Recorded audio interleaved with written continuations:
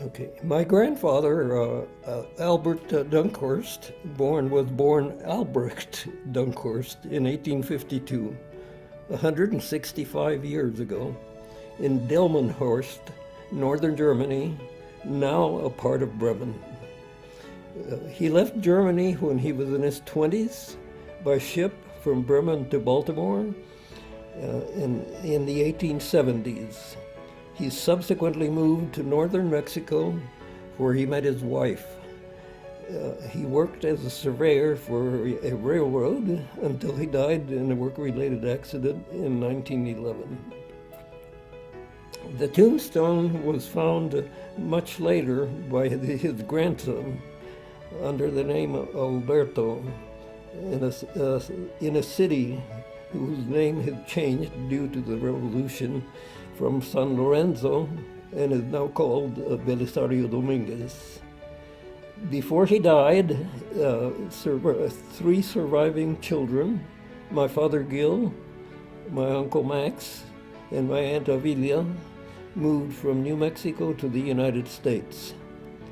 My father and uncle worked for the next 33 years for Black Hawk Mining Company in Mogollon, New Mexico, where I and many of my siblings and cousins were born.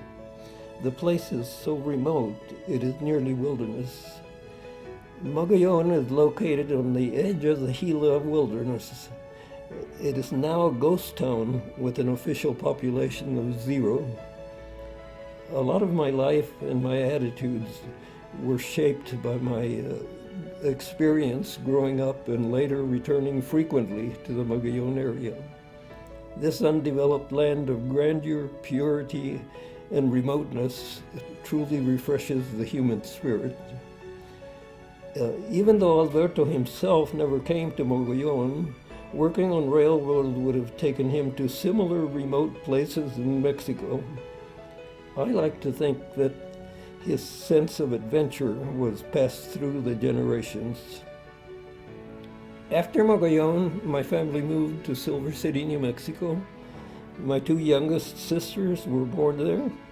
I graduated from high school and attended New Mexico State Teachers College. There, I interacted with many World War II veterans. These men were mentors to me, and they were full of advice and stories, and including one man, a native of Turtle Creek, who spoke highly of Turtle Creek and became a lifelong friend. Because of their influence, at the start of the Korean War, I enlisted for a 4-year term in the Air Force. I began to see the world like the World War II veterans had seen. Two of these years were spent as a ground crew member of the 59th Fighter Interceptor Squadron. The first year at Cape Cod, and the second year in the Arctic at Thule Air Force Base in Greenland.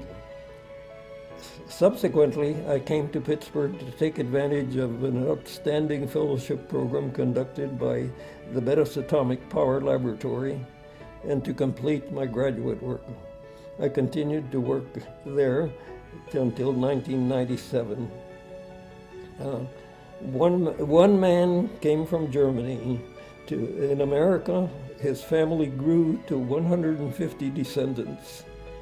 The Dunckhorst family living in Pittsburgh consists of myself, my two sisters, and my sister's husband.